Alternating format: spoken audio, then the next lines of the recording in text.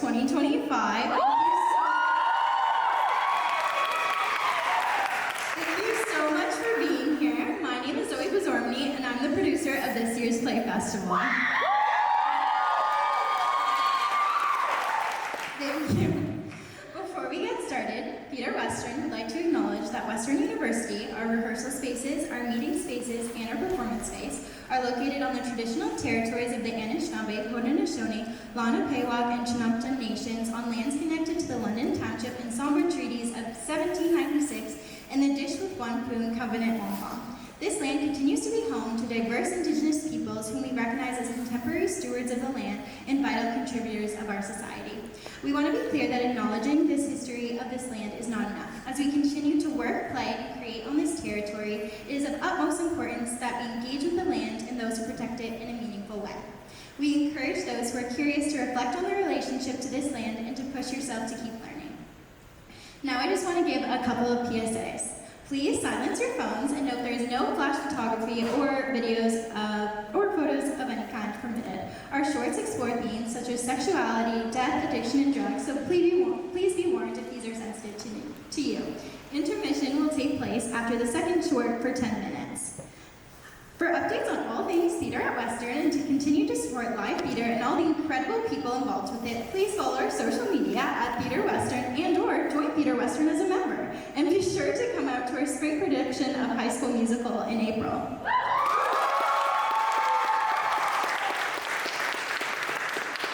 Purple Shorts is unique in the way it's a play festival that is all student-produced, written, directed, and stage-managed with student performers. It has been an honor and a privilege to put together this play festival and witness and work with all the amazing theater talents that we have here at Western across faculties and years. I can't wait for you all to see the show and what everyone's hard work has amounted to, but first I want to take the time who made this night possible. I want to thank our sponsors, Lambeth Dental and You Thrive Online. I want to give a huge thank you to the entire Theatre Western team for all their work, guidance, and providing me with this opportunity. Next, I want to thank our directors, Maddie, Claire, Sahaj, and Priya,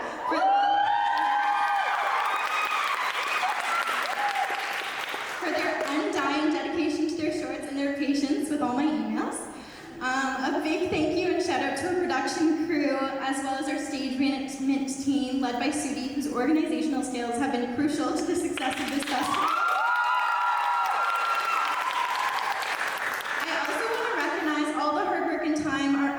Have put into their performances, and I want to give a huge thank you to our talented playwrights Rachel, Kayla, Nina, and Jaya, who wrote our Purple Shorts,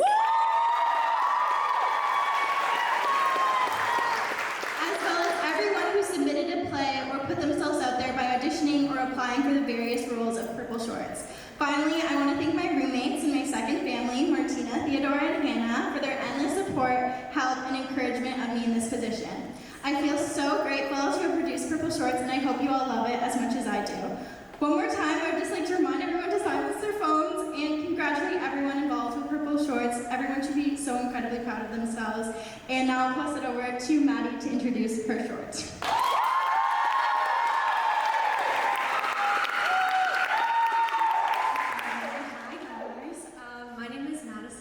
I was the director for Rachel's production. It's called A Romantic Love Story. I want to read a bit of a synopsis that Rachel provided when I got the script because I think it's very important. She does a great job of doing a quick summary. This story explores Charlie as she tries to figure out her identity. All of her life she was told and socialized to believe that there was only one correct side to the romantic spectrum, yet she didn't find herself there. This concept is a hard one to explain, especially because it may manifest very differently for everyone else. The purpose of these characters in this story is to A, highlight the poles, Bailey dramatically at one end, Charlie at the other, and B, show how people are dotted along them. Despite the character exaggeration, Rachel does make it aware that love is a spectrum and not one or the other. In the play, however, know that Charlie's story is a very real manifestation of aromanticism. When I was thinking about what I wanted to say after Zoe told me that I was going to need to do a speech, I didn't feel confident talking on it because it's something that is outside of my lived experience. So I was lucky enough to consult someone who identifies as aromantic, and the words that they have said I wanted to share.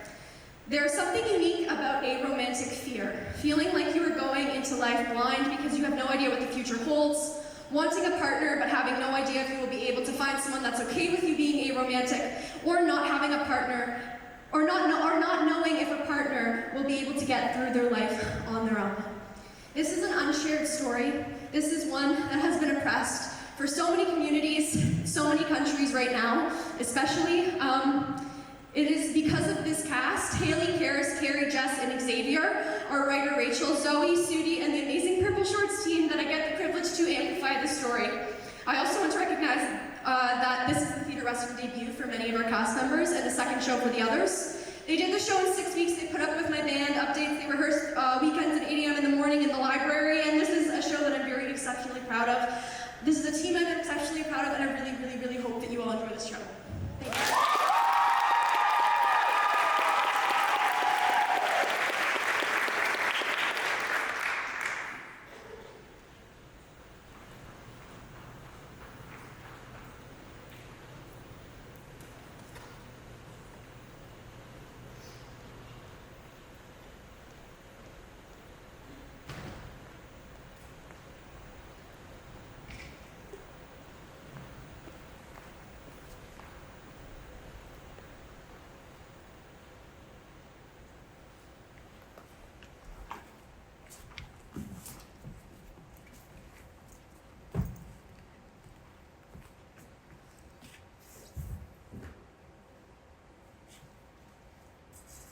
Neither a borrower nor a lender be.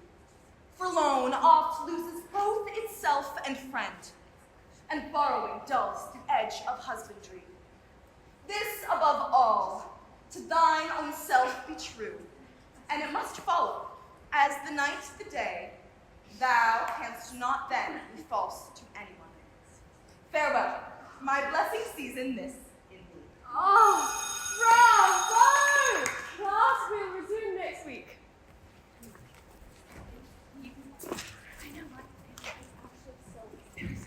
Charlie, I just finished your essay last night. Thank you for emailing me, and yes, you are really improving. In fact, your last couple of essays were some of the best in the class. I especially like how you use the poetic narrative to analyze Shakespeare's ideas. Honestly, I think writing is in your future. You could, blah, blah, blah, Shakespeare, Shakespeare, Shakespeare. Anyway, I've got to get going. Shakespeare! I hope you didn't think my story was about Shakespeare. No, but I hope you were paying attention, because if we aren't true to thine own self, then who are we true to? I've got to hand it to the guy. He really knows how to make love as confusing on paper as it is in real life. I mean, come on, guys. What am I supposed to do when It all started in February. Or perhaps it started long before that.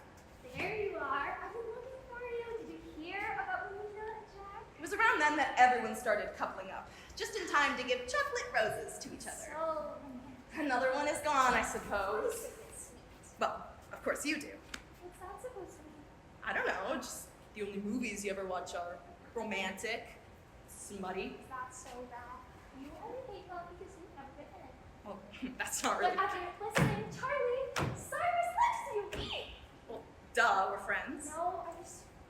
So like, he wants to date you. No, that doesn't make sense. So obvious. Even my niece catches up that she thinks it is. It's not obvious. Oblivious then, or in denial. I'm a very perceptive individual. In denial then. You two talk every day. I talk to lots of people every day. I talk to you every day. You'll make you really hard on Oh, bro. No. I don't like him like that. Whatever. Just remember, it's never just friends. It can't be, especially not with you and Cyrus. Never just friends. Never. Never.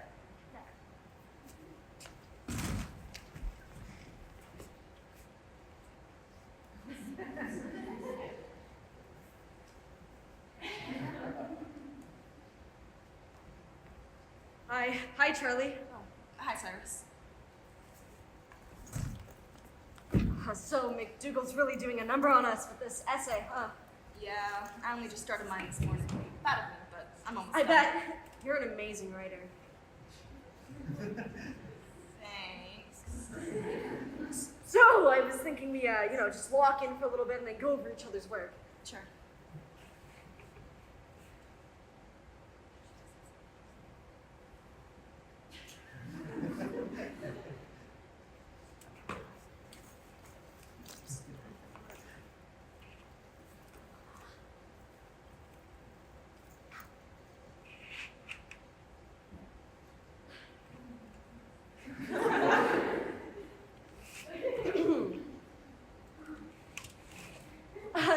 I have actually brought you a chocolate bar if you wanted it. You still get to come to the library theater tonight? No. What? No. What? No. Why? I'm so sorry. I totally forgot to tell you. Was it too much? No. It looks delicious. I just promised my that I'd pick them up today because yeah. So sorry. What can you do in situations like that anyway? Right. Yeah. Speaking of, I should probably get going. Oh, well, let me walk you home. No, that's okay. I'm walking with Bailey. I can still review your essay though. Sorry. Bye.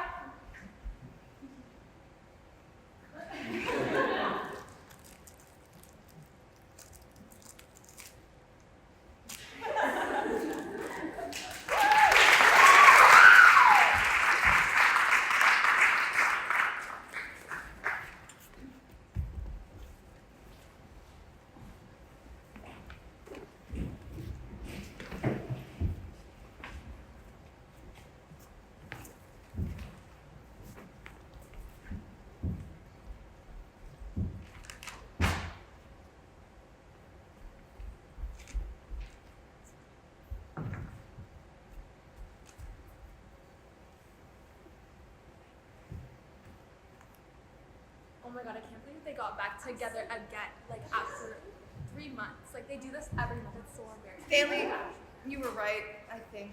Where's Silas? Like what? About what? About Cyrus? Yes! Not like that. I don't want to date him. He's hot, and he's not very No, I know, he's great. I just don't care to date him. You've been asked out how many times now by various men? 4?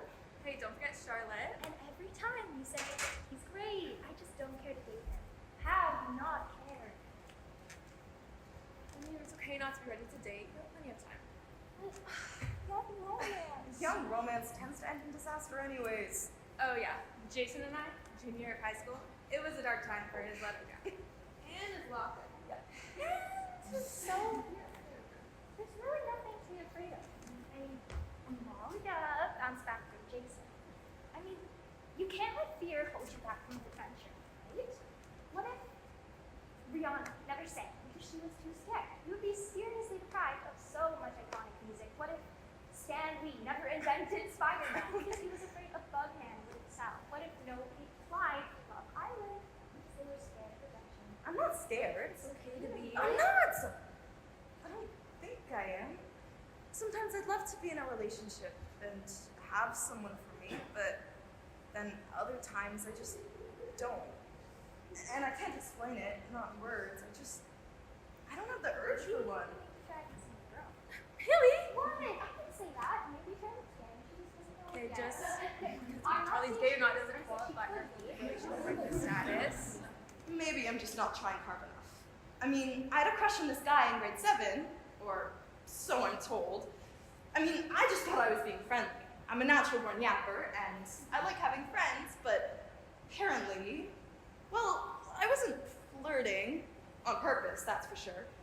But the thing is, I don't know if I actually liked him, or if it was just Bailey and my other friends at sleepovers and in the hallways and basically everywhere gossip flowed, always asking me who I liked. It's been so long I can hardly remember, but I think I picked him as my crush to try and get them off my back. I picked him because I was supposed to like him, because we were all supposed to have a crush.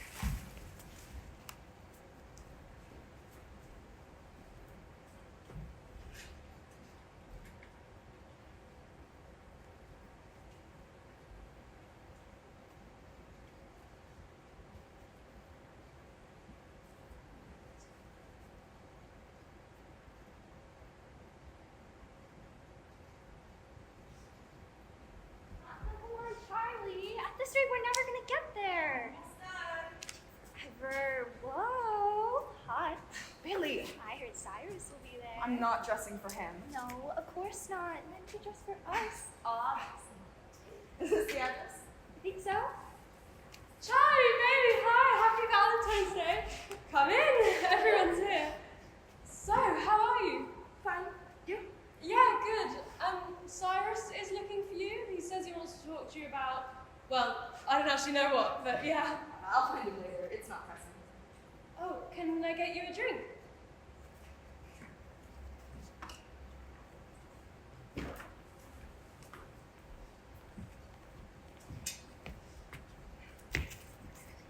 Look at her. So pretty, so elegant, just wonderful. Just wonderful. So passionate about her art, too. Just. Should I go up to her now or later? Maybe I should go and get the rose for my bag. She said she likes roses, right? Yeah, probably. Maybe I should need I think I need another drink first. Yeah, another drink would do me good. Wait a second. Another drink with her! Yes, yes, brilliant, Cyrus! And then I'll go up to her and I'll tell her how I feel. And it'll just work out, yes! Oh my god. Maybe a trip to the bathroom first.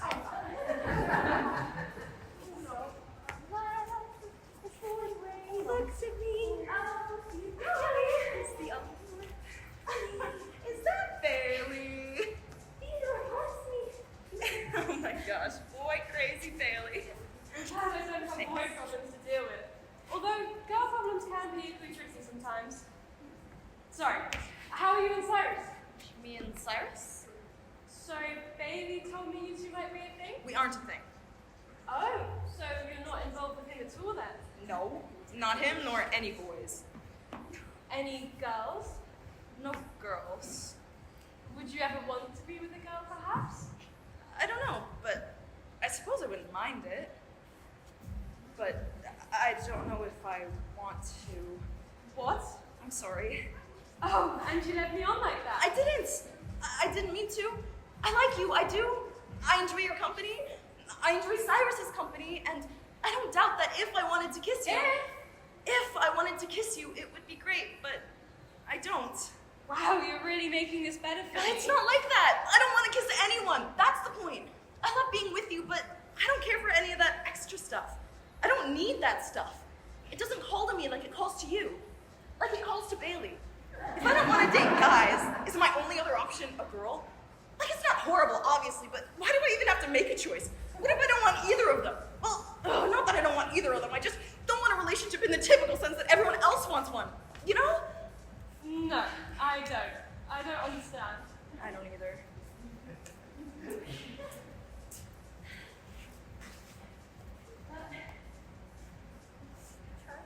Okay? I'm coming to the realization that I don't know who I am. What do you mean? Well, look at you. You know exactly who you are, and you're adored, you're loved for it. You have love. Wait, is this supposed to date with me again? Maybe. Yeah. Just because you don't want to date or you're not dating doesn't mean that there's anything wrong with you or that you're not loving enough or full of love. Your heart is full of the most love of any person I've ever met. No one is more kind or supportive than you. Plenty of people love you. I love you. And you don't need validation from a boyfriend or a girlfriend. I mean, love, desire for relationships, sometimes wants for sex. Charlie, it's a spectrum. And just because you're on one side doesn't mean that there's something wrong with that. My uncle says he's aromantic or something. He doesn't have any desire for romantic relationships, and he's absolutely thriving. I hear his life story every holiday against my will. So those kinds of things, it doesn't mean if you're on one side it's better or worse. Difference in you. And remember, it doesn't matter what side you're on. The great romantic spectrum. Your uncle? Yeah, so. I didn't know that. Yeah, he's no different than any other person.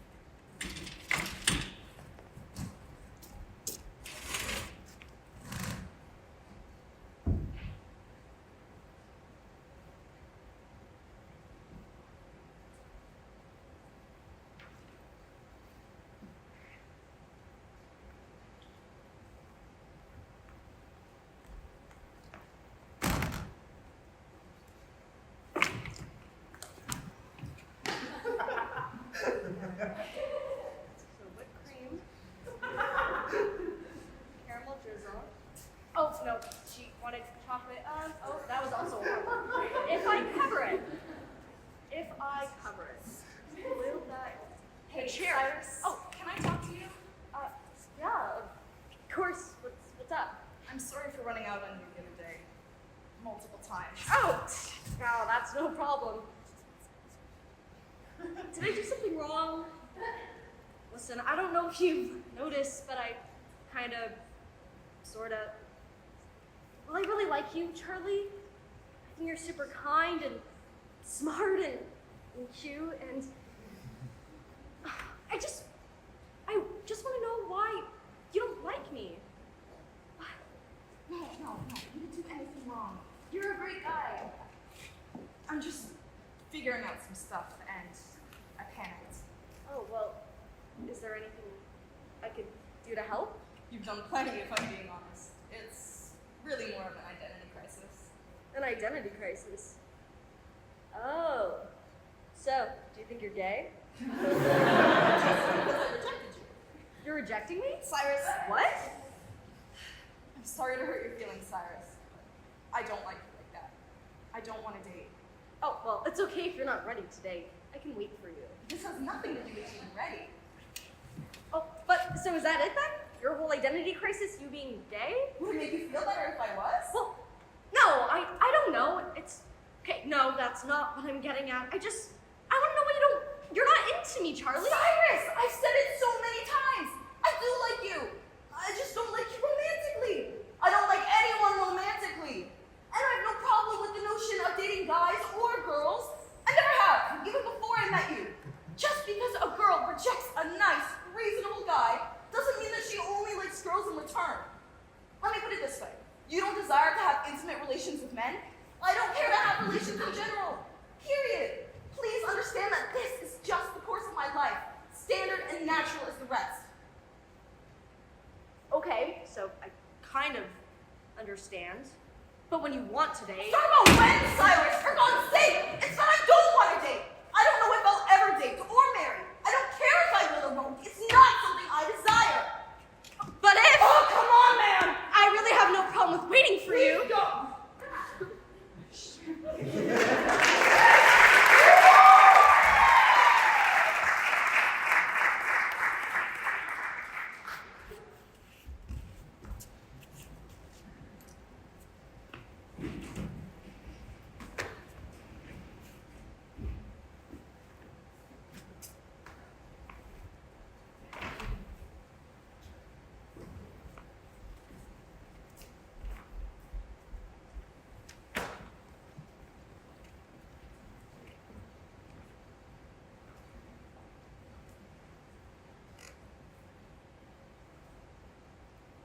I'm starting to realize something. Something perhaps I've known all along. And no, it isn't that Cyrus was a little crazy. Looking back, I realize I've never really desired a romantic relationship at all. At our last sleepover, when Bailey and Amalia asked me, Alright, so if you had to date anyone cute in the class, like anyone, who would it be and why? No elaboration needed. Charlie? Come on, Charlie. There has to be someone. genuinely, I couldn't think of anyone. And there are some pretty eligible bachelors in that class. I just hadn't considered anything like that. I just like having them as friends, if I'm being honest. It's the same story each time. Romantic attraction just isn't there for me like it is for my friends. It isn't a hate for romance. It isn't demoralizing jealousy. It's just indifference. But that's okay. Hey, don't look at me like that, weirdo. It is okay. Some people like spicy foods, others don't.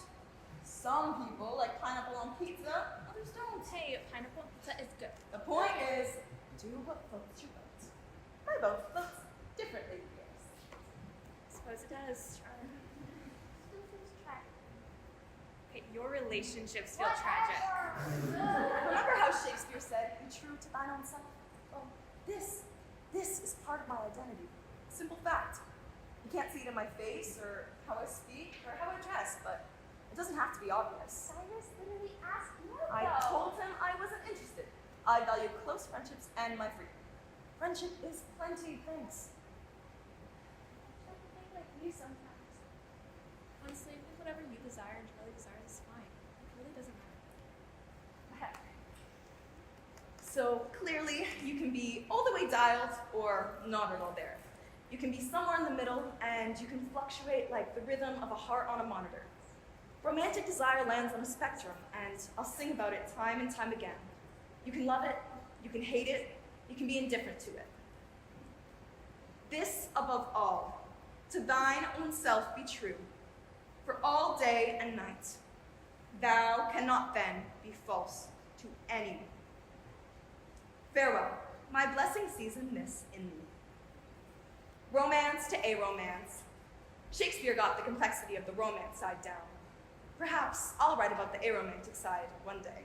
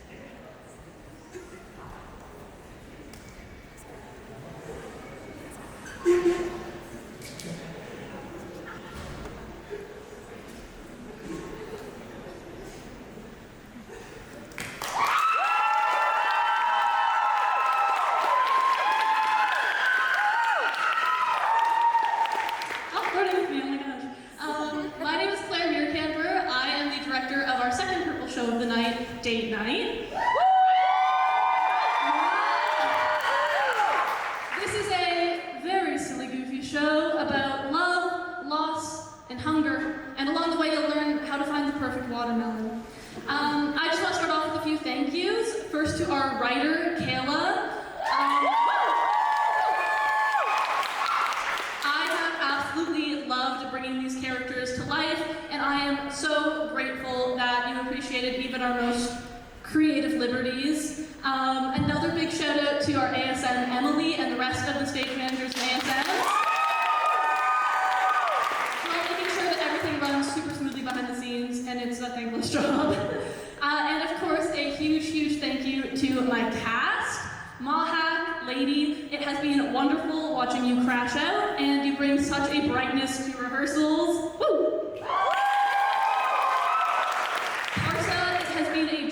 To quite literally help you find your voice, and I'm absolutely obsessed with the voice that you settled on. And Finley, you have made me love a character that I truly thought was unlovable.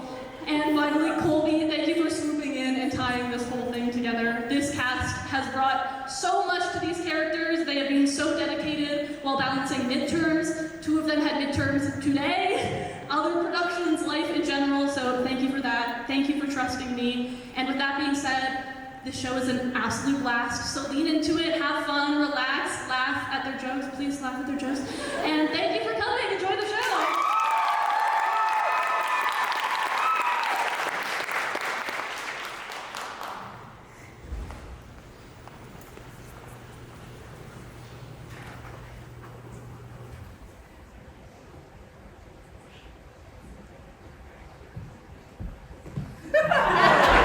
Howdy and welcome. I'm going to be your waiter here this evening. Now, will some of the folks be joining you, or can I get you going with some appetizers? Or a drink, maybe? Yeah, I'm waiting for someone, but what are your specials for drinks? Well, let's see. Today is Monday, so we've got the fish house punch, monkey gland, and the horse's neck. $8 for the night. I'm sorry, horse's neck? I don't think I'm familiar. That one's got bourbon or brandy, lemon rye, bitters, and, ooh, ginger ale. Let me tell you, this ginger ale, some next stuff. What about the, monkey throat?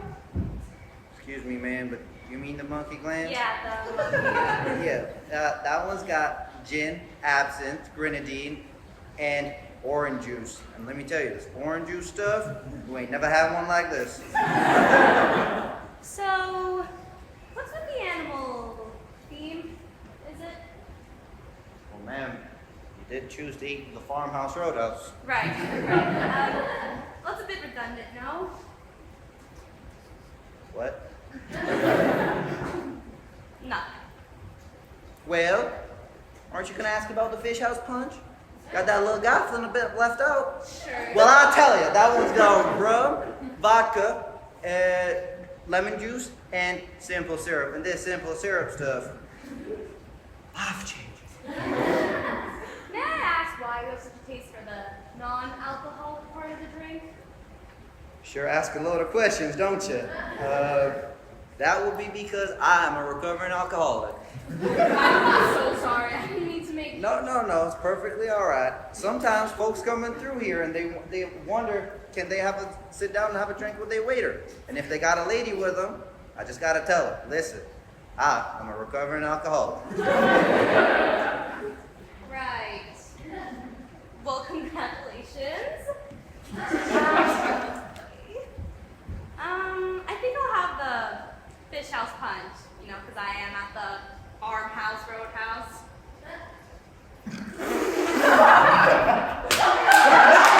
That sure is funny, ma'am. I ain't heard a lady crack one like that in some time. I will have one Fish House Punch! You're the funniest lady in town. Thank you, sir.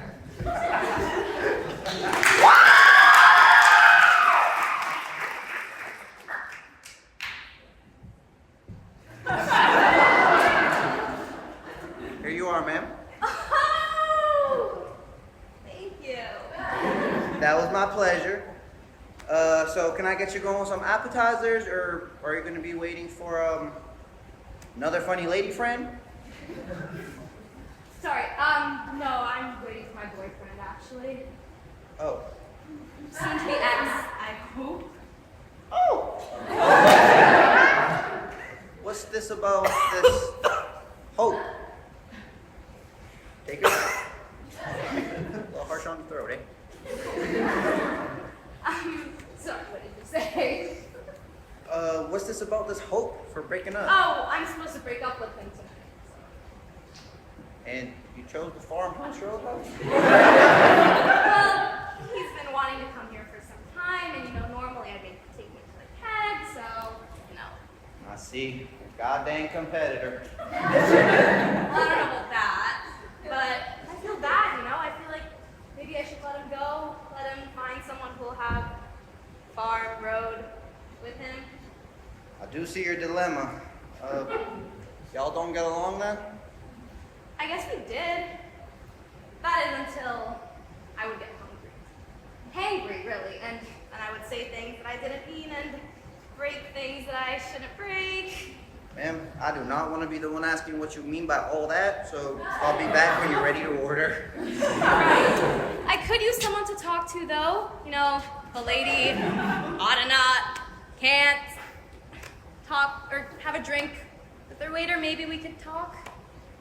I guess I could take my break right now. I mean, you are the only one in here, so. Okay, so where were we? Anger management. What do you think can be done about that? I don't think I'm the right person to ask, ma'am. I just use alcohol. It's okay. Honestly, I just need some outsider perspective. Well, I think a lady ought to be calm and gentle. Like a mama cow is to her baby calf. Figures. Christine, is it? You want to tell me how a lady's supposed to act? Oh, well, no, ma'am. I am sorry you got such an impression, because when a situation does call for it, a lady can also be fierce and protective, like a lioness is to her cubs. Those creatures, they don't play around with their baby cubs. I say you just gotta find the perfect balance, whether it's pounce or nurture. Pounce or nurture. Pounce. I get it. Thanks. You know what? That was actually pretty good advice. I like that.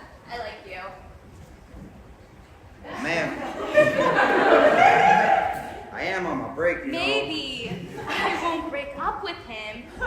Maybe I'll change for him. What do you think about that? Oh, I ain't sure, man.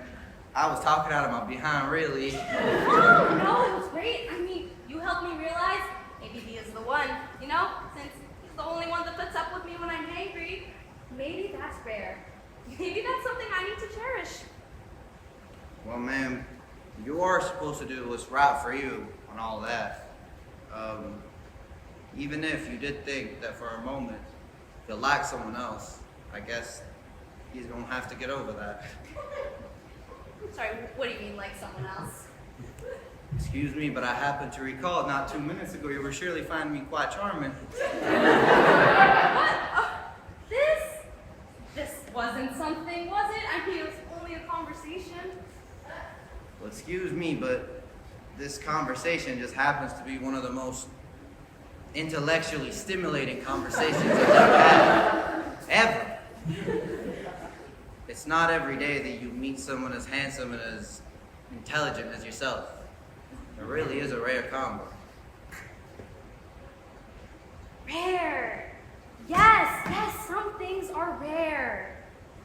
Oh, but this, I'm sorry to let you down, sir, but I could not date someone from this side of town. Plus, I have a boyfriend. I'm in a loving, committed relationship that now, thanks to you, seeks no end. You mentioned stimulating, did you? Let me tell you, this relationship that I have, that is stimulating. I really am sorry to let you down, sir, but I'm gonna wait here for your boyfriend if you don't mind. Ma'am, I see what you're saying. I do. I just want you to know that I can handle you. I can put up with someone hangrier than you have ever known before. Now, I will leave. I have other tables to take care of and orders to take. I will leave, but I will be back. I will leave, but I'll be back. I'll be back.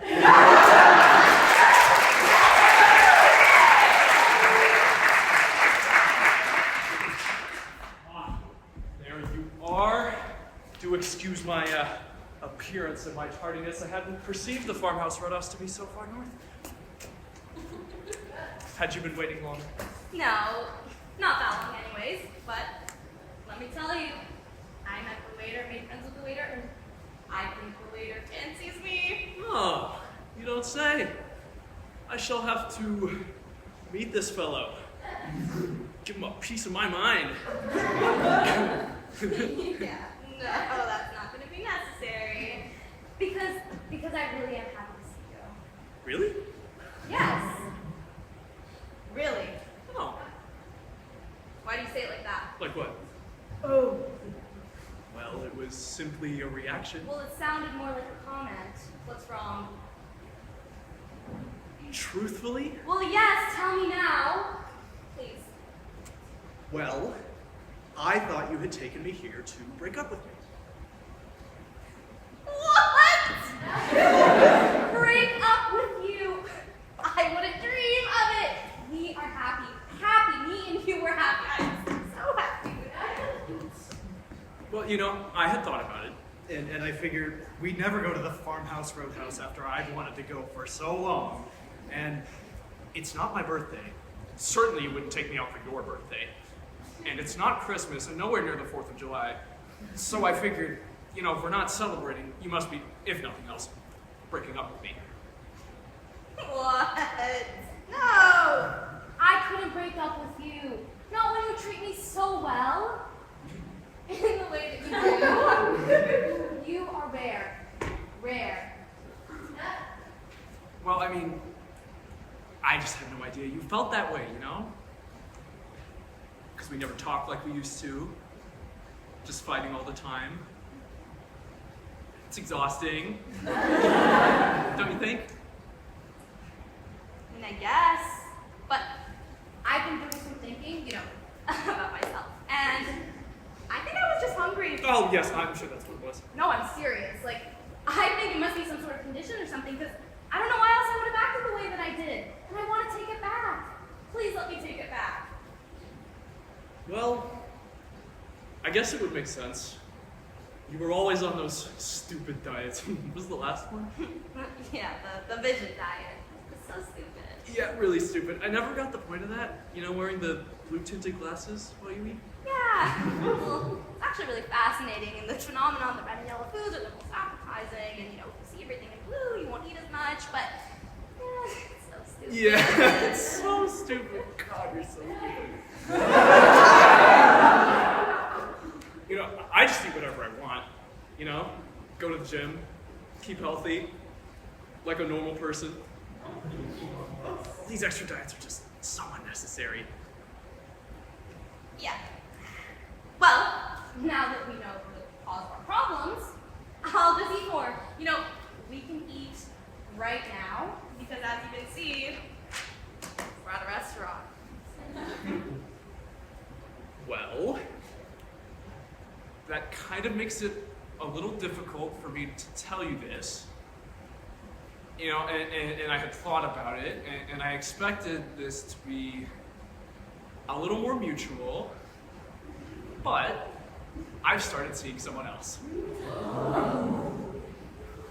I'm sorry, what? Someone else? You've met someone else? What does that mean, you've met someone else? Where do you find someone else?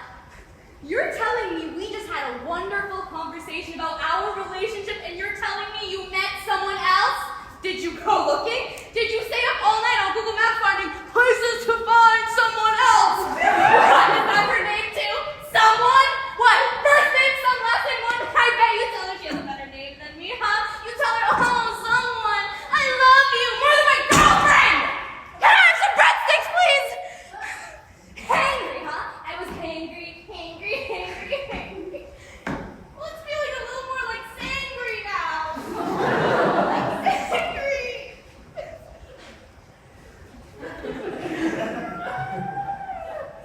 Oh, wow.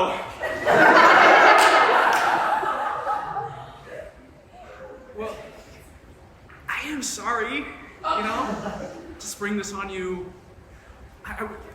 We did have a nice conversation just now, but it wasn't real, right? I mean, it was more like closure, you know? And no, I didn't go looking.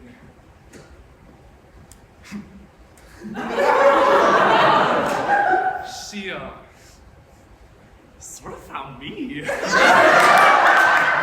helped me pick the perfect watermelon. I ain't got no damn breadsticks, but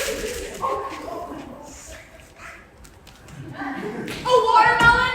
As it so happens, I was in the grocery store and I was confused. And she saw that I was confused, and she came over and she helped me pick the perfect watermelon. And if you're curious, it has something to do with knocking on the shelf. I don't want to hear about you knocking on shelves, please! Is there anything you do want to hear about? Yeah, actually there is. First of all, what the fuck? Ow! Is there a second? I was getting there. Second of all, what does she have that I don't, huh? Why her? I bet I was too angry, wasn't I? It's all my fault. Well, it's actually, it's funny you should ask that. She has this, maternal instinct. She is older. Actually, she's quite a bit older. Actually, you said it yourself. You could be so cross, just like my dad. But this girl, May, this woman, she is like my mother. I just love the way she does my laundry. It smells of freedom and has this lingering sense of cheese. I'm sorry. She's doing your laundry? How long have you been seeing this woman? Only the past 2 days. I just love laundry. It really piles up, you know? It's crazy. If you wanted me to do your laundry, I would have done your fucking laundry! I would have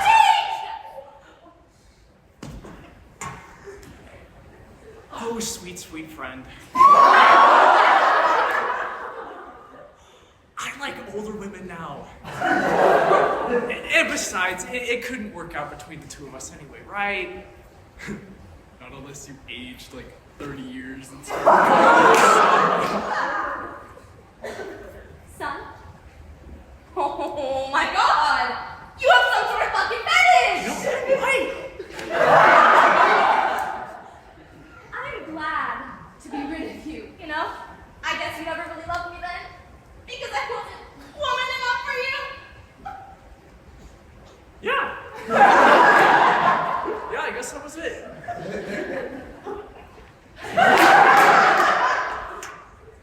I tell you what, I'm gonna go. And,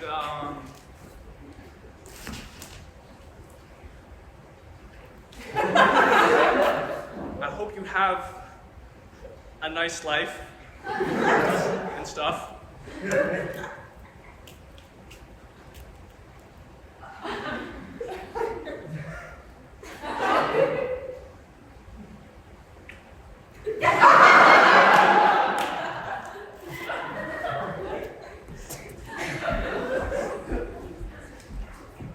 Someone. I could have been someone. Anyone. Other than some loser in a farm road because I'm too young!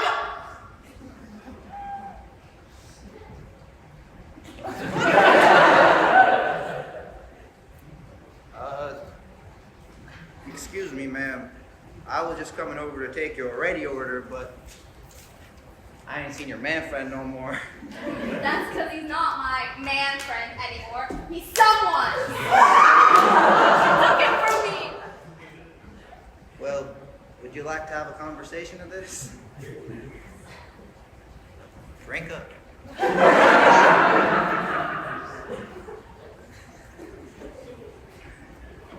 Fix it.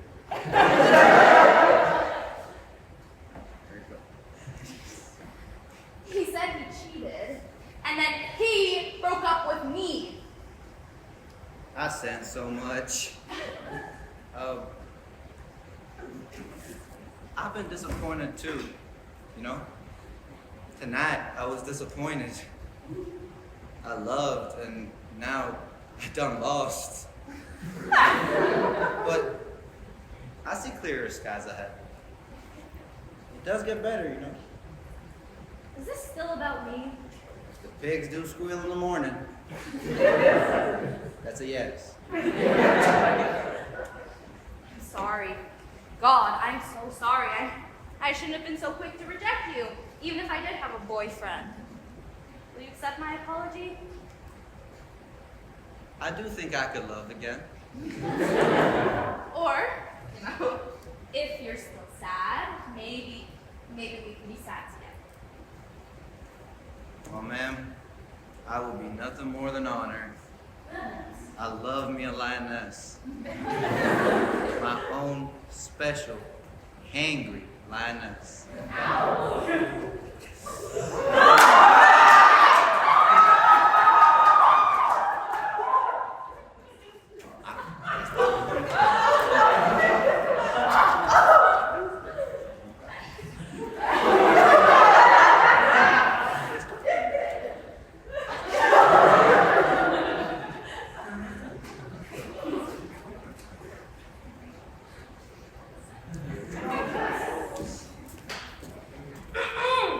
Excuse me. Oh, God. Now really isn't a good time. I thought we had a clean break. No, we didn't. Stupid. I just wanted to introduce myself to someone. To you. Whoever you are. I'll be leaving here in just a moment. Hopefully, to have a good time. Who knows? Maybe I'll fall in love with you along the way. But I just wanted you to know, first of all, that I had him first. And whatever it is you do together, he's probably already done with me. I loved him, and he loved me back. That's something I'll always hold for myself, and I'll always cherish. And I'm not selfish enough, and I don't even know you to give that piece to you. So I just wanted you to know, in a world where we exist, I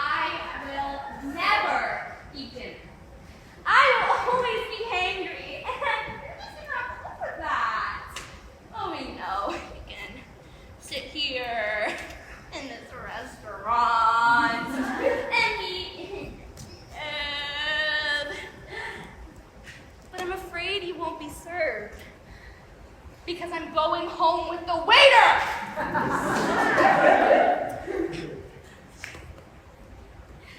So good night. Come on!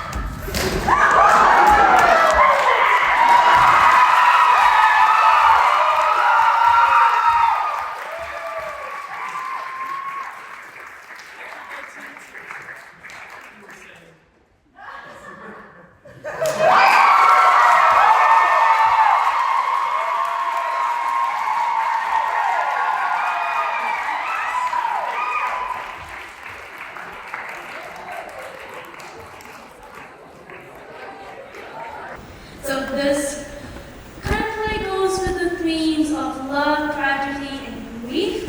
So if you have lost someone, you will kind of sob, but it's okay, you'll be fine. And I want to thank my beautiful producer Zoe, and my amazing cast, and my backstage people who made this possible. So sit back and enjoy the show.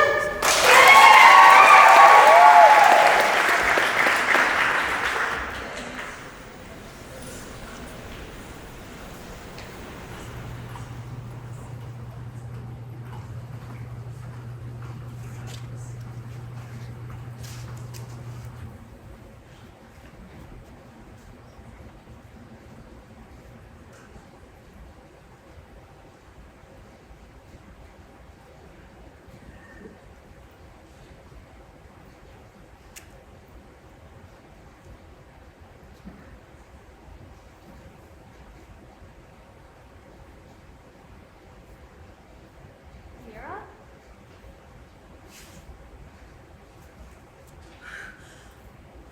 I missed you. I missed you too. Mira, we need to talk. What do you mean? Mira, Can we not do this right now? It's been a year since... Can't we just enjoy this moment? This short amount of time we have together? I'm afraid this isn't something we can avoid. You were more than happy to not avoid arguments before you died. Why is it only in death that you're ready to talk? Death is lonely, but it's also generous with time. It's forced me to sit with my thoughts to think about us. And what went wrong? Well, please enlighten me because I have spent the past year trying to understand, and I, for the life of me, haven't been able to figure it out. I'm sorry, Mira. For what? Dying? It's not as if you had much control over that. No, for leaving you without any closure. The time of it all happening was inconvenient, to say the least. I think about that fight every day. It was the worst day of my life, and it was supposed to be the best.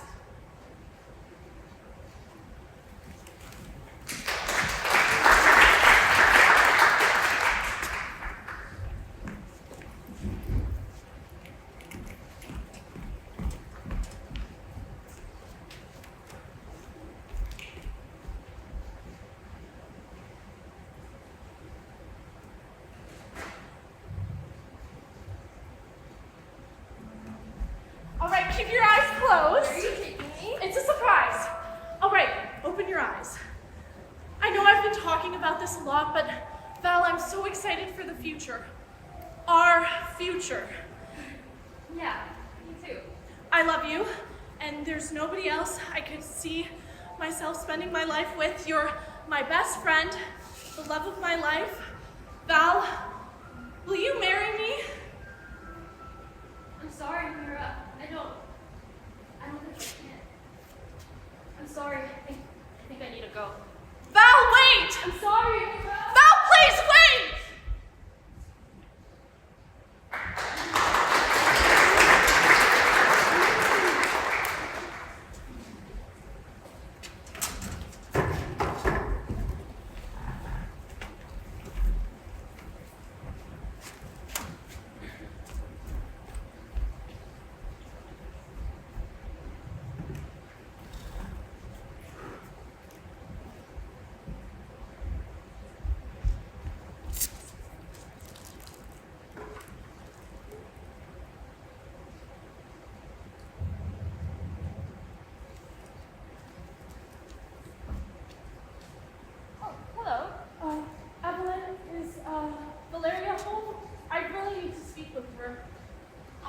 so sorry. I don't think it's like. Please, Evelyn.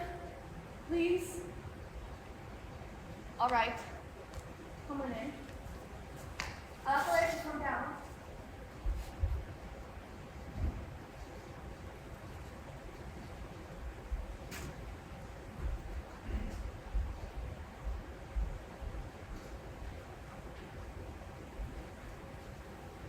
Valeria, there's someone I really think that you should speak to. She's waiting downstairs.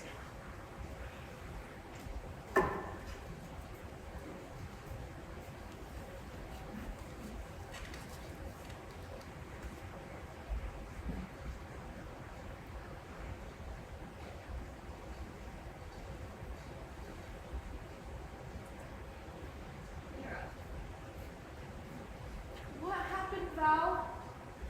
I don't know. I don't know what happened. I'm sorry. I don't know what to say. How do you not know what happened? What does that even mean? Look, I'm sorry, okay? I am. I really am. You keep apologizing, but you're not actually explaining anything to me. I'm sorry. I mean, Val, why did you tell me you were ready to get married? You told me this was something you wanted, something we both wanted. I thought we were on the same page, that we wanted the same things.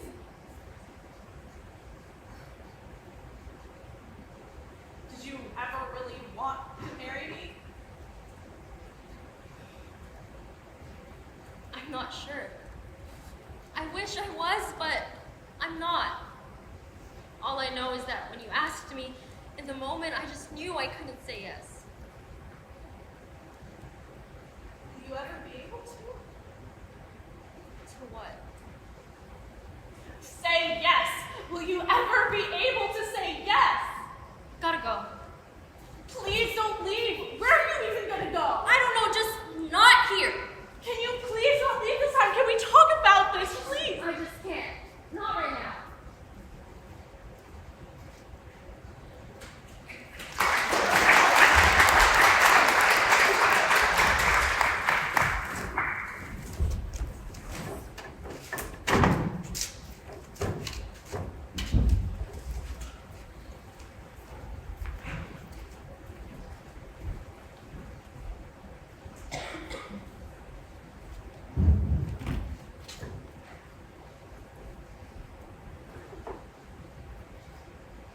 You're always so good at that. What? Abandoning me. No, I really am sorry. Again with the apologies. Can you just answer one question for me? I think I know what you want to ask. You always knew what the question was the answers you struggled with. That one time when I asked, why couldn't you have just stayed? Oh, it wasn't just then, was it? No, it was like that our entire relationship, after every fight, every argument, whenever things got hard, you always left, and I always chased after you. I chased after you because I was so scared that you wouldn't come back if I didn't. Do you remember your birthday? The last one I was there for, at least. Yeah, you and my sister threw me a whole party. Do you remember what she said to you that day? My sister? Yeah. Two of you had a conversation that day. Neither of you knew, but I overheard most of it, including what she said about me.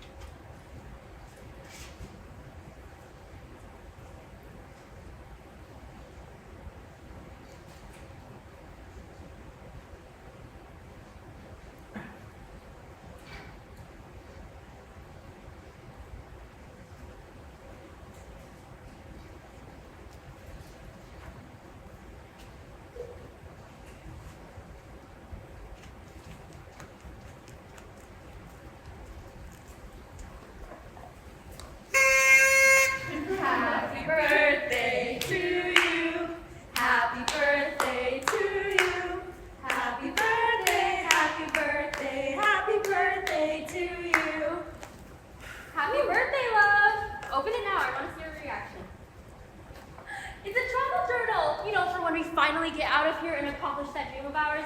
Bangkok, Dubai, Japan, Spain, wherever we want. We can explore it all and write about each and every place we work. Thank you. I love it, Val. Can you please help me bring in the other gifts?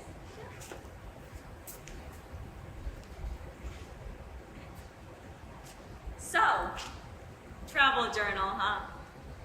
Yeah, you know, we've been talking about doing some long-term travel. We're both really excited for it. Have you both been talking about it? Or has it just been Val? What is that supposed to mean, Oscar? Look, I like Val and all. She's great, really. It's just, traveling has always been her dream, not yours. Whenever a conversation becomes about travel, it's Val who brings it up, not you. She's the one that talks about leaving this place and being anywhere but here. But that's never been what you wanted. And how do you know what I want? Because you practically came out of the womb talking about it? I mean, even when we were kids, you always talked about meeting someone you could just enjoy the quiet moments of life with. Somebody you could plant some roots with. So why are you making plans to do anything but? Why are you putting your own wants aside just to make room for Val's? Because I love her, Oscar.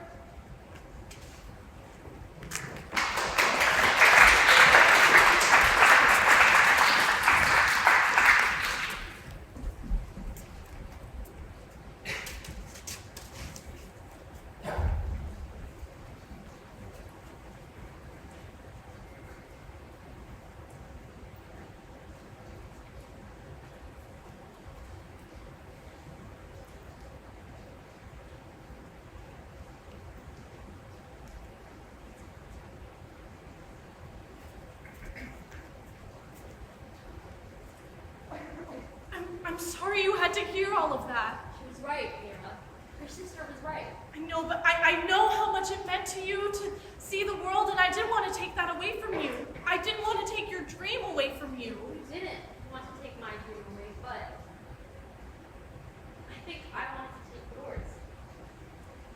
What do you mean? I never really wanted kids, marriage, any of that. I didn't want to be tied down to one place. I never wanted to stay. I thought I'd get there eventually. I would think, I'm not right now, but in a few years I will be. And then a few years passed and I still wasn't there. That's okay, I thought. I told myself I just needed another year. And then another year passed and I still wasn't ready. We spent years talking about our future, and I told you I wanted marriage. That I wanted kids because I thought someday I would. That day never came, and I eventually realized it was never going to happen. Traveling was never about seeing the world. I just thought I could use it to escape. I thought I could use it to distract myself too. Distract the both of us. I thought if we just kept moving, there wouldn't be time to think about that stuff, and maybe over time you would just forget. Forget about marriage, children, creating our home, all of it. Why? Why wouldn't you say any of that about not wanting children? Why did you have to spend so long lying? If you didn't want any of that, I would have given it up. I would have gladly given it all up if it meant we could be together. Well, being without you is the hardest thing I've ever had to do. I feel like I've been reduced to my lungs that have spent the past year gasping for air, and my lungs never get filled, and I can never breathe, and I was so scared of losing you because I knew I wouldn't be able to live without you. And every fight, every argument trying to make this work, only for you to leave me anyway. I was right. Well, I can't do this. I can't live without you. It's just too hard.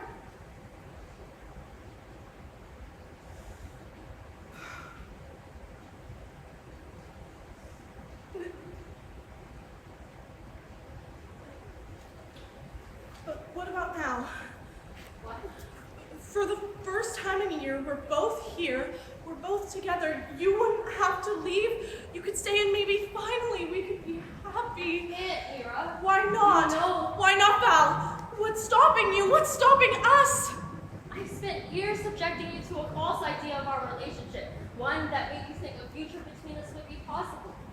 I can't do that to you anymore. I can't keep lying to you. But you wouldn't have to. Everything's out in the open now. Every secret has been shared. We could make this work, Val. I'm dead, Mira. There's nothing that can change that. While I'm here now, I won't be forever, and this time I can't control that. I can't choose to stay, not this time. That choice was one I was revoked of the second I died. And even if it wasn't, we weren't built to last, Mira. Our relationship, it's always been a little bit broken. The foundation of it, it's always had a few cracks, but I loved you so much, I thought I could ignore them. I think I've been ignoring them since the very beginning.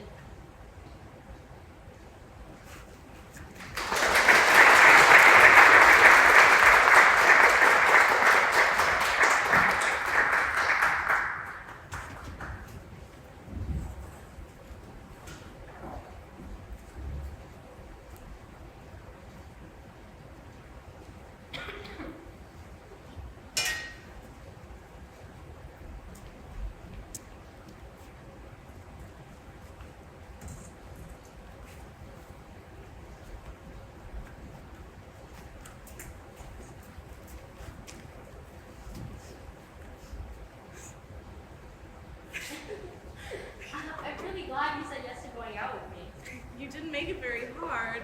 And as far as first dates go, this has been one of the best. Yeah? Was your ex not the best at them? Wow, bringing up the ex on the first date. Bold move. Sue me for being curious. I don't get how someone like you is single. I mean it though. I mean, your ex must have screwed up pretty badly to let someone like you go. They didn't screw up per se. We just wanted different things. Oh. Yeah? Yeah. Okay, I don't say this to scare you or anything, but I guess I'm the type of person who dates to marry. It's just when it comes to relationships, I don't want to invest all the time if I don't see an actual future with the person. That's to say that my ex wasn't ready for all of that. I wanted to live together, they wanted to live in the moment, and so I broke it off with them. We were just in different places. That doesn't scare you, does it? No, that doesn't scare me. I mean, it's admirable that you know what you want and that you're not willing to settle for anything less. Thanks. I really appreciate that. Not a lot of people get it, but it's something that's important to me, and I can't just give that all up for one person, you know?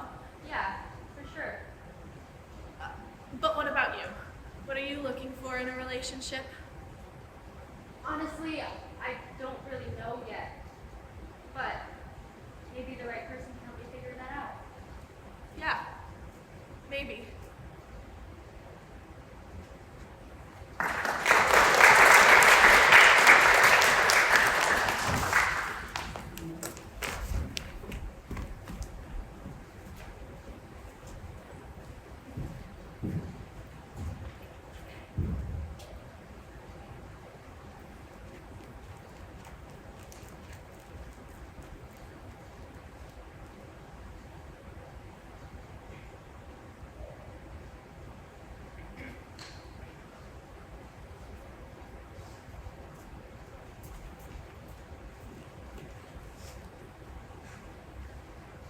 You told me you weren't willing to give up your vision of the future for anyone, and my dishonesty made you think you would never have to.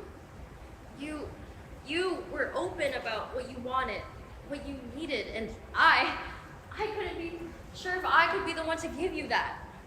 When I realized I couldn't, I continued to let you believe otherwise, all because I thought I could make you forget the one thing you wanted out of life. It's only now that I realize how selfish of me that was. I didn't have the courage to let go of you, to let you find something. Someone better. You're right. You're right. It was selfish of you. And I hate saying that, but do you know what I hate even more? The fact that I'm not even angry. Every time you left, it hurt. It hurt so badly. But being without you, the thought of that was far more painful. Not a day went by that I didn't want to be with you. I didn't know how to be by myself anymore. I thought that was love, but maybe it was just codependency and I didn't want to admit it to myself. Do you know that saying, a whole is greater than the sum of its parts? That's how I know what we had wasn't whole. Your strength was silent, but it was also beautiful. But as our lives became more and more intertwined, it weakened. Love shouldn't do that to a person. No, it shouldn't. Maybe that was our mistake. Thinking love alone would be enough. I didn't have the courage to let go of you then. Should have. Maybe I can have the courage to let go of you now. Do you regret it? Us, I mean. I regret not being truthful with you, but our relationship, I don't regret a second of it. I could never regret you. Good. Despite everything, I don't regret you either. Will I ever be able to see you again after today? No, you wouldn't need to. You have what you needed for closure. Closure.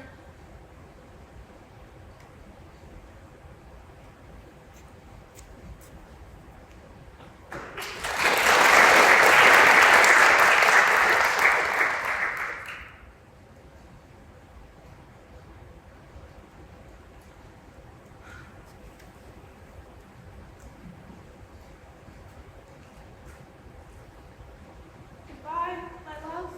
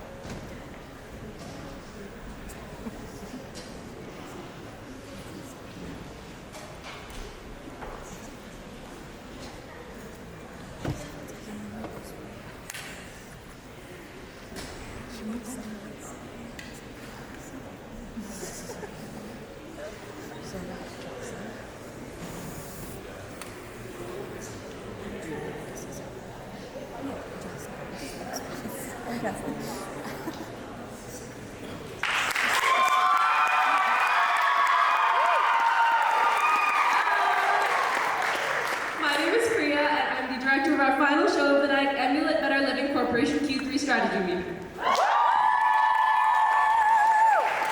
When I first got to read this incredible script written by the formidable Jaya Sinha,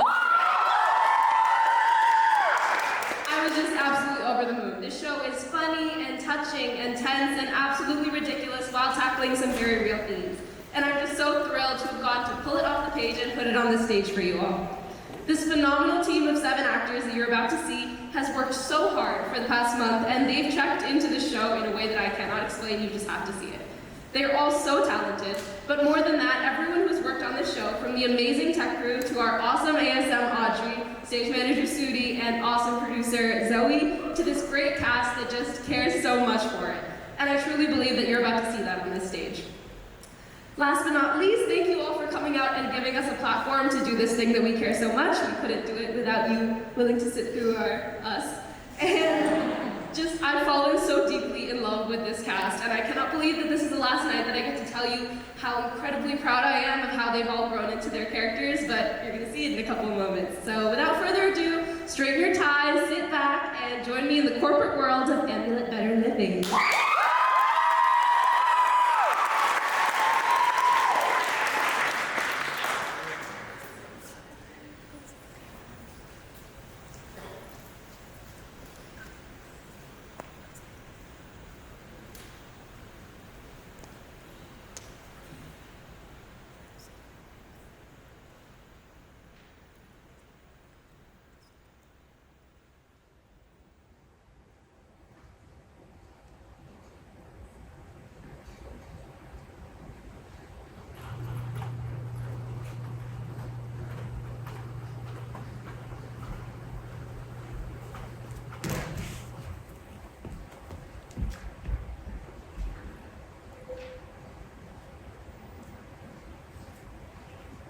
I'm really telling you, son. There's no rush like giving a speech to the board. You should have been there. It was like, they were all just hanging on to my every word. And, you know, I was telling them. Alright, I'll just show you, right? Trust me. Ladies and gentlemen. Now, together, I feel like we've done a lot for this company. Now, my father, Richard Frank, your guy, he was the humble miner who invented what became to be Franklin's callus racing through this cracked working class skip. Now since then, we've marched into a brand new era named Amulet Better Living Corporation. Our hit product line is Bald Egon Hair Serum for all you confident people.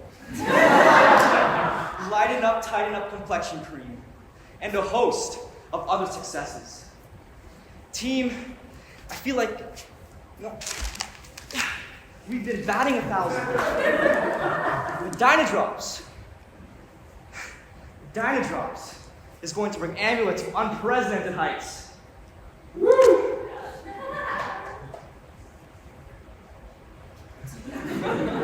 You know, I like to think, I mean, obviously I have brains in the family, but your mother, I feel like she was really smart to just get you a job here.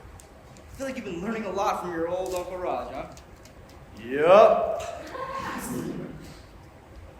You know, I feel like you're way past due for some kind of job, actually. You can't just be living off the family money anymore. Oh no, I can't. No, you have to learn how to step on your own 2 feet, son. You know, grow a little. You know, a lot of kids, they would have killed for this job. And a lot of them would have killed for your life. And what have you done with it? Oh. You know it just can't continue that way. You have to learn to be a responsible young adult, whether that be here or somewhere else. Wait, what? Look, if you can't be a responsible adult here at this job, then maybe it's time to give you a little, what do they call it? Nudge outside the nest. Oh, Uncle Raj, are you having a cutting me off? Just no! take a little more seriously. Take a little more seriously and come to that. Uncle Raj, leave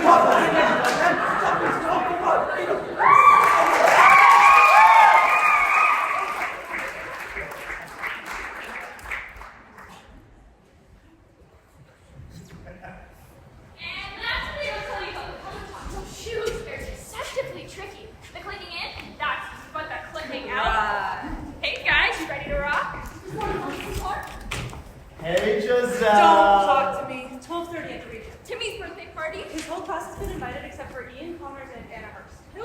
going to explorers and then go to listen to author published at Expose and us in the Times last week. What would I do without you? Have a good meeting, Miss Whitlock. All right, everybody, let's get started. Ashley, can you invite me, please? Yes, sir.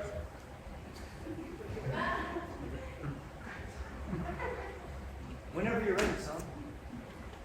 Right. Whenever I'm ready. This is what happens when you hire your nephew, Roger. Okay, I believe we not use the N-word, I mean. Welcome to the second quarter meeting of the Amulet Better Living Corporation. In attendance, Uncle Roger Franklin, CEO. Henry Grange. Coo! Pardon me?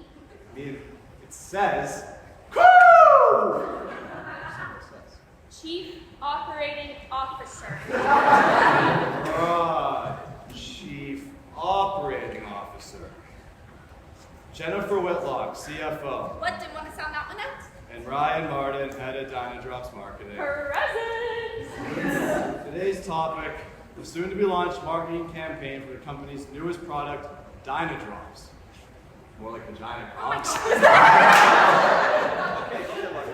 I know you don't know what product is stuff, obviously, but our consumers, they don't know. And that's what we turned to Ryan, who's very, very persistent emails have landed him the lead in our marketing campaign. So take it away, Ryan. All right, thank you, everybody.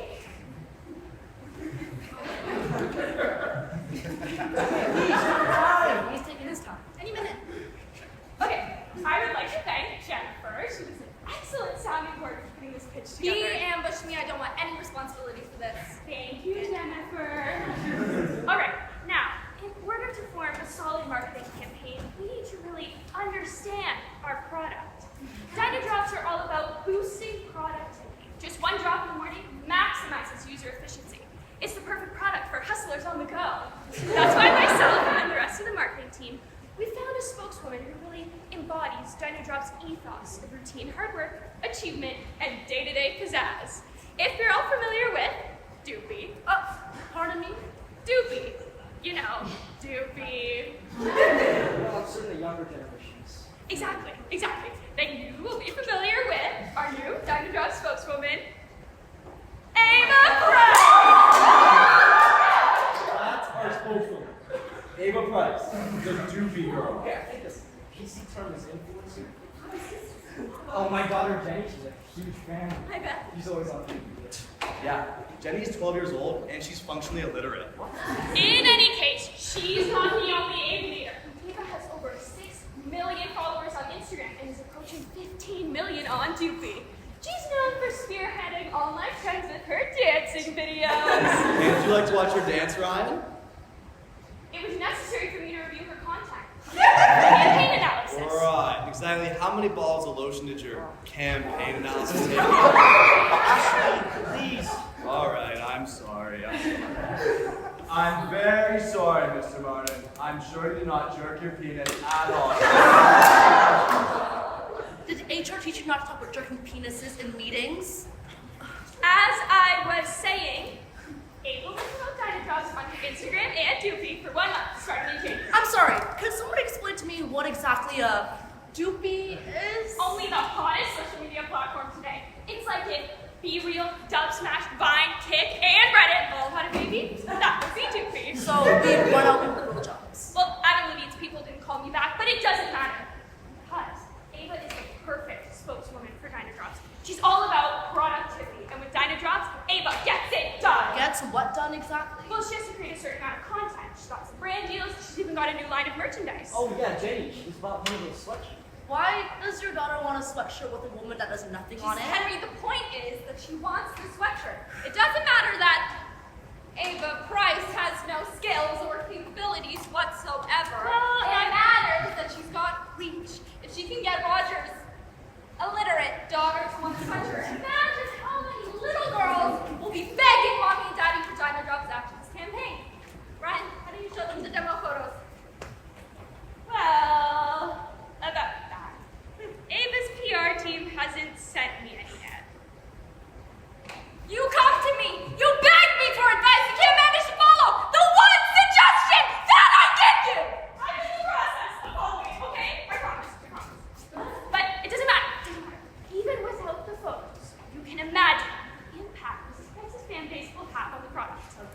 right.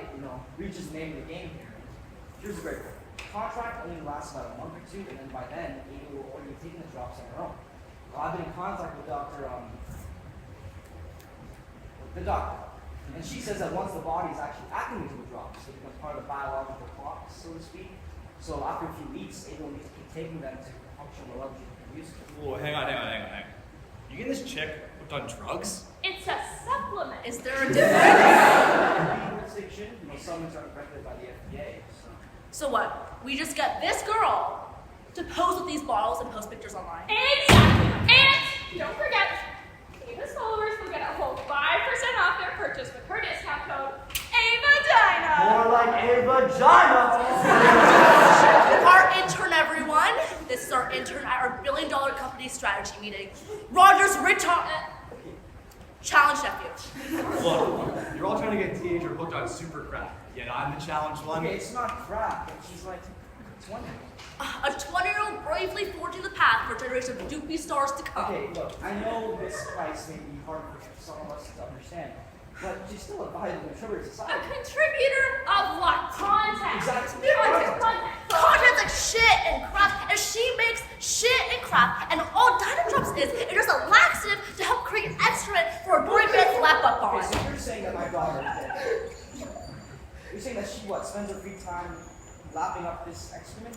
I'm not suggesting it, I'm certain. All right. She's a talentless, drain on resources and a big hit with the tween shocker, but she's not necessarily useless so long as we use her.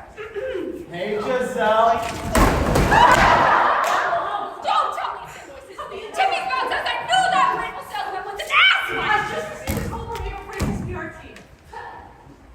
She's dead. Nah, she playing. Is she? What's the scandal? Is it a tone deaf privilege debt or a racial slur debt? Depending on how long ago, even if it is racial slur, we can probably still say things. Of course, we've always hired a girl, but we don't tolerate. Right, exactly. How hard can it be to fire her? If we drop her, are we sending the message that we can't forgive, growth and all that? We're all learning after all. Okay, Giselle, how bad is it? She's dead. As in, she was found dead in her bedroom by a Maddie monster, foaming at the mouth. Maddie monster? Up and coming doopy user. They've been in labs recently. Sources are saying there's a new internet couple. Maddie Monster and the Corpse Bride. What a headline. Tragic picture standard. What? This morning. And there was an empty case of Dynadrops in the room. Okay, well that's some supplement you guys got. That's a Luigi. Okay, so how did this happen? Wasn't it prototyping or? What did you do? What did I? What did you do? Ryan, what'd you do? It was PR team. They needed the case for her photo shoot, okay? So I sent her.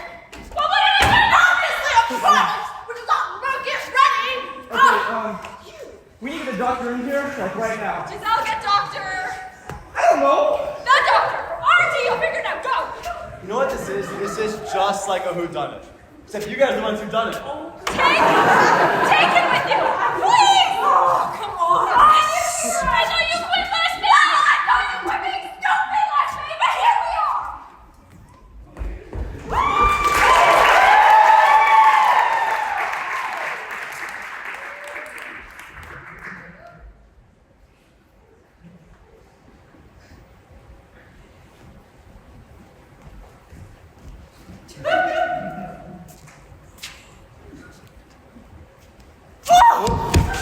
You! Don't do anything, understand? Nothing. I already have to go through the whole R&D directory to find this doctor that we're talking about, and I am not going to waste any of my time babysitting you. And what if I need someone to change my diaper? Just please shut up while I find this doctor. You don't have Dr. Harder's number? What? I don't get why you have to go through the whole directory to find her number. Just look her up if you don't have it. I might even have it. Are you sure that's who they're looking for? Oh yeah. All through early development. Uncle Raj would say the most hilarious shit. Get harder quickly. Harder now! It was pretty awesome. Anyway, that's the doctor you're looking for. Lisa Harder, compound development lead? Yup. And you're sure this is the right person? Fine. Don't call her.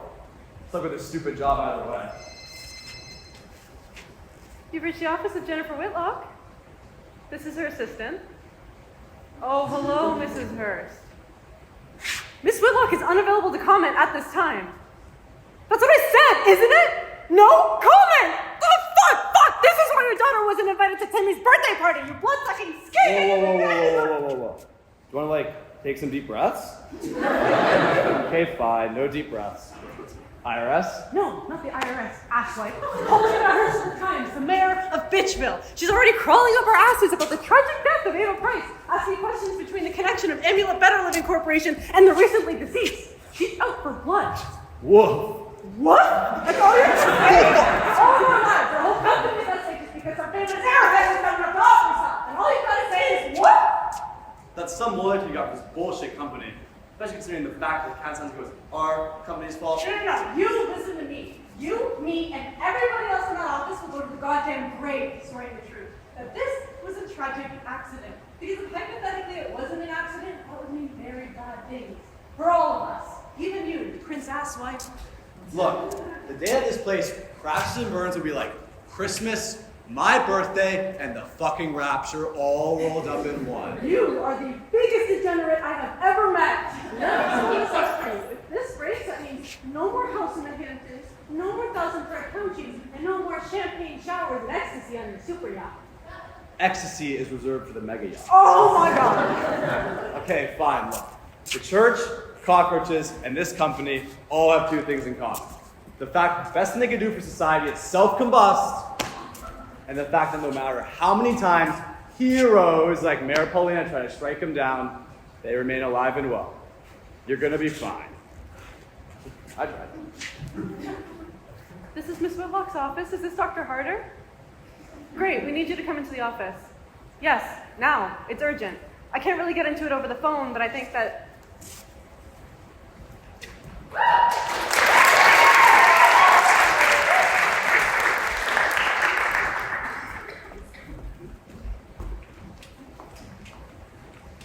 If they found an entire empty case, she wasn't adhering to active use. Legally, we have to be off the hook. Reality isn't the issue here, Henry. Nobody's gonna want to touch the drug. They killed Ada Price. It'll be like selling Kool-Aid after Jonestown. You know what the craziest part about that whole situation was? They actually used Flavor Aid. Are you sure that was the craziest thing with the Jonestown massacre? Doctor, thank goodness you're here. And, thank you, Giselle. I actually tried to reach doctors faster, deeper, and right there. They're unavailable, so harder here will have to do. Delightful. Sit down. Right, Doctor, I brought you today because Ryan here has made an egregious mistake. What? I think placing blame is a little more difficult than pointing fingers. Oh, yeah? Oh, Christ. This guy? Wait, you know him? I know that he stormed into the lab last week demanding an exclusive sample of dime drops. I know that he threatened to take extreme measures if I didn't comply. Holy shit, did you take them? No, it was our spokeswoman. Who? Are you familiar with Ada Price? Movie star? No, Doopy. Are you familiar with Doopy? No. Because you see, well, I was grown up. Well, Ava has millions of followers, and she is... Was our Dynajob spokesgirl. And she took an entire case. Well, that's just not direct to you. That's what I said. I've got the autopsy report right here. Oh, sorry. I'm just gonna take this.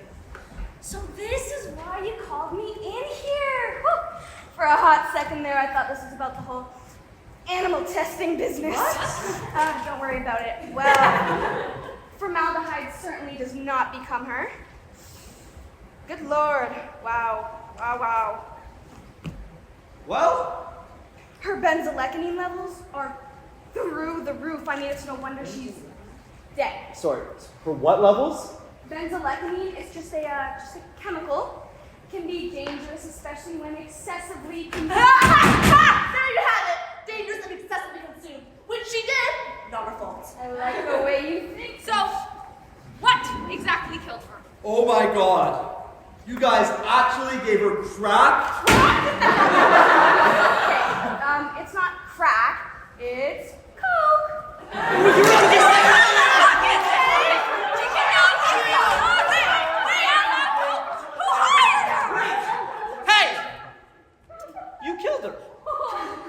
on, Roger. If anything, we killed her. You wanted a drug that's guaranteed to hook the user. You want addictive, and well, you got it. I didn't mean cooking meth. Cocaine isn't meth. Same fucking difference. I said don't use anything that... What you said is that you didn't want to be bogged down by technicalities. I assumed your billions of dollars would free us of, most legal constraints. Why would my money have any... Because billionaires get away with everything, Roger. We know this. And when I double-checked your parameters, you said something along the lines of do whatever works. And so I did. Well, clearly you didn't, because it seems like your drug kills people. When administered in controlled amounts, Dynadrop makes rats run twice as fast as their Oh, the rats, of course. Why the hell not? It's not lethal unless you use irresponsibly. Say you give an entire case of it to an unsupervised teenager, like, I don't know. Let me think on it. Maybe killer over here? Please don't call me I knew this was my fault! I knew it! Okay, I'm hearing a lot of criticism from you, Jennifer, when you're the one who pressed me to get the promo file! So it's my fault! You come to me, you beg me for advice, go about following it in the most idiotic, deranged way possible, and it's my fault! You said, get her close to the product! But you ignored it! Hey, the untested product! Leave the lab with this idiot! He stormed in all professional like he Professional. Okay, I didn't threaten anything. Yeah, you did, and it's a good thing I complied, or else maybe killer over there would have taken his extreme measures and poisoned me to death too. Please stop calling me that! I'm not a killer, it's not funny. The Times just called. They said they're running a story tomorrow morning with or without a statement. Oh, we are so unbelievably screwed! Well, at least Ryan is. Yeah. Hey! What about her? Me? Yeah, you're the one who went all Breaking Bad! I can't believe I'm saying this, but Brian might be onto something. If we tell the Times that Dr. Escobar here pulled the scheme, we're off the hook! Right, the lab's illicit activities will covertly orchestrate it by Dr. Horner! Okay, you're gonna throw me under the bus. The only person here was seen this company's manufacturing lab. Yeah, that's kind of the point. Well, you did it. Okay, let's see if I can refresh your memory, Roger. Do you remember Cecilia Teller? How about Lucille Reed? No? Listen. Or for that matter, Timothy Dorfman. Oh, hang on. Time. Uncle Roger. These are hookers, aren't they? Wait, no! Uncle Roger. Are you bisexual? Wait, no! These cases were settled out of court. They were handsomely compensated. Somehow, now hear me out. Somehow, I think Lucille Reed would trade that couple $100,000 for her eyesight back. What kind of... They weren't hookers! They weren't hookers! Oh my god! Accidents, they happen all the time. Try an accident almost every week last year. You all want to talk about negligence in the lab? I can play that game, because you assholes make Sheen look like the Mickey Mouse Club. I bet that's the kind of story our friends at the Times Okay. love to get their We're hands gonna on. play a game here. Yeah, so we're gonna play that game, you all lose. Okay, look. Look, there has to be a way where we can all win from this, right, Jennifer? Y'all just take a moment, calm down. I'm sure we can find a way to overcome this little roadblock. Okay, right, what do we got, you guys? She misused the drug, okay? That's good for us. Oh, she only misused it because it was an insanely addictive crack potion. She succumbed to addiction. What? Well, wouldn't supplement misuse be a characteristic of, I don't know, an Yes! Yes! You're actually going to say that it was her fault. No, certainly not. Addiction is a disease. Yeah. A disease with which this girl, Alice, Ava, was afflicted. Chronic substance abuse was the problem. Really? That's a mental health issue, isn't it? Tragic! Wait, this might actually work. I mean, it has to work. Okay. Amulet Better Living Corporation is deeply troubled by the untimely loss of Eva Price, a young woman who was strung out on. Remarkably courageous in her silent struggle with addiction. Slap on a donation to the National Mental Health Alliance, and we're sad that has you stuck on that again! So, let me get it straight. Now you're actually going to donate money to a charity? Wait, what about her family? Oh, famous senior citizen thinks the Doobie House. The what? The Doobie House. All the most famous Doobie stars. They live there and they do collabs and stuff. That's where Maddie Monster found her. Is he just like that all the time? Yes, yes. Unfortunately. Okay, so what I'm hearing is families, they won't be an issue? I doubt it. And these Doobie stars. They honestly probably couldn't spell lawsuit if they were all working together. I'll get in touch with their agents. They won't want any trouble either. Okay, perfect. I'll have PR put something by the end of today. Thank God. I would not have lasted them. Definitely No, you not. would not. Jesus fucking Christ! What? Did that come across as homophobic? Oh, I really didn't No! You're an idiot, and you're fucking psychotic! You're all fucking psychos, we're a psychopath! Ashley, we are trying. No! This is the wisdom I'm sure from you and your band of soulless dickholes. Go fuck yourself, asshole! Look, Ashley. Fuck yours, Roger! He's mad? Okay, Do we need to be worried no. about him? No, I mean, he's not that dumb. I think it would be. Do you want to go talk to him? No, he doesn't listen to me. Anyway, they same information. Giselle, why don't you go follow him and make sure he doesn't do something we'll all regret? Can I go now?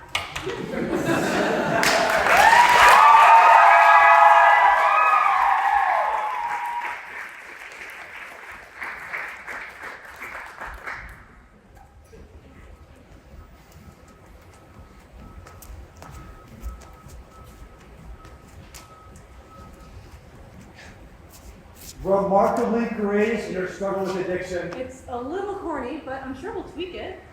Oh, thank God. Thank God. You're gonna tweet the Dead Girls PR statement. Have you lost your mind? Are you at all shocked or troubled by the goings on of that meeting?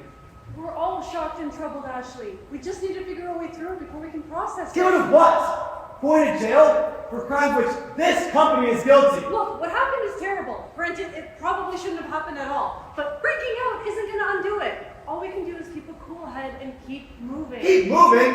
What business as usual? You heard Dr. Harder. 400 accidents a year? I'm sure the reason you guys care about something is the news is on your ass. This is exactly why I hate this place. This whole fucking thing is sinister. We do what we have to. Yeah, you scheme and you lie and you cover up just so you get what? Do what? Because the Bronx thing looks like we do this so that you can have your mansion and your private jet and your super. It's a mega yacht. Whatever! It is that you can shit on this company all day long, but nobody benefits from this more than you. Do you honestly think your family fortune was built on warm hugs and daisy chains? Sure, the money's already made by the time you get your hands on it, but you can't act like you're not a part of it. I'm not, but listen, here's like Yeah, I know. So garages and cut up your credit card. The credit card that you reload with the money we make here. You're a part of this, whether you're fucking up the meeting minutes or flying your idiot friends up to Cabo.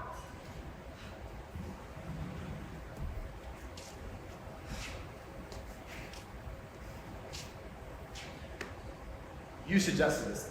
This whole cover-up was your idea. I drew a natural conclusion because I'm good at my job. I don't know what you expect from me here. To be good, I guess decent. And what would your idea of decent be, Ashley? Sitting on a giant trust fund with no life or accomplishments to speak of? Whining about morals to the people making your cash? Sitting around pretending to be an idiot so you don't have to do any of the work? You helped me earlier. This is one of my proudest moments. Yeah, because you'd rather have them think you're some kind of joke than actually do anything good around here. Good? That's what you think this is? You think this is good? You know what? They sent me out here to make sure that you don't do anything rash, but I don't think I have to. Because no matter how much you bitch and you moan about what's good and what's decent and how much you hate this company and your uncle and the fact that you have to be here, there's no way you're going to sacrifice an ounce of your own comfort for anyone else. let alone some dead girl. Some dead girl. That's really nice. Take a spin on the mega yacht. It'll be over before you dock.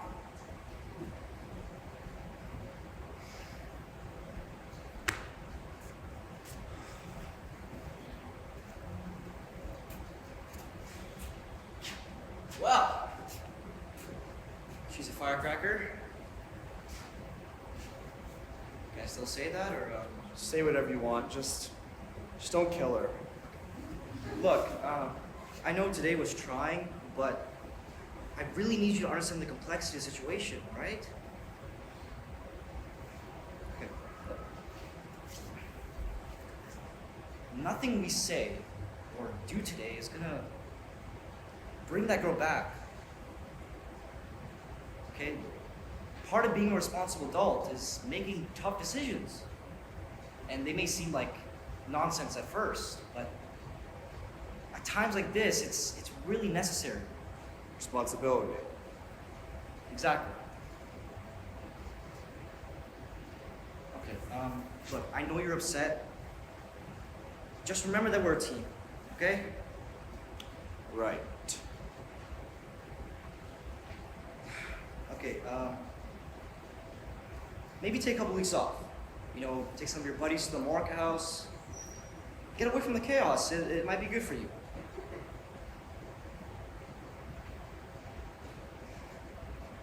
All right, well, are we good? Sure, Uncle Raj. We're all good. All right, then. Okay.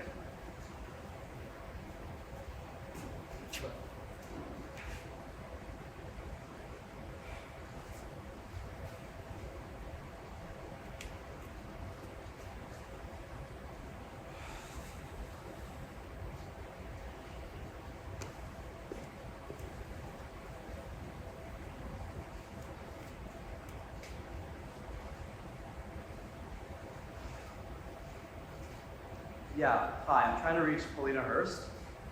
Oh, hey there, Polly. Are you chasing that story about Ava Price?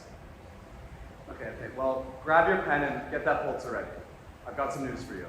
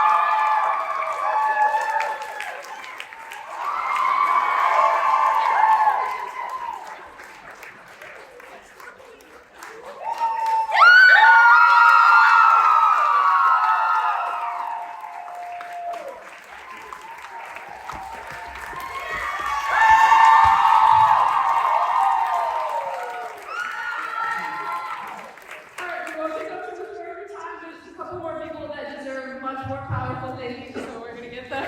First, can we get one more round of applause for our amazing cast?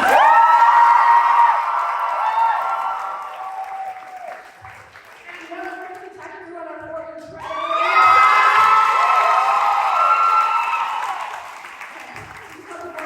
First, Sudi in the back, our amazing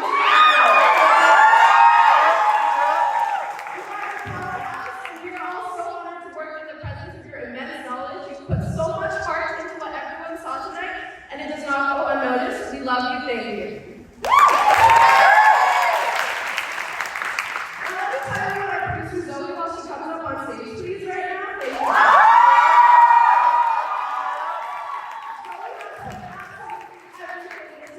Nothing that happened to me tonight would be remotely possible without her countless unseen hours and behind the scenes work and care and love. So thank you so much, Zoe, for giving us the most safe, loving platform to share what we love. We love you. Thank you. Thank you.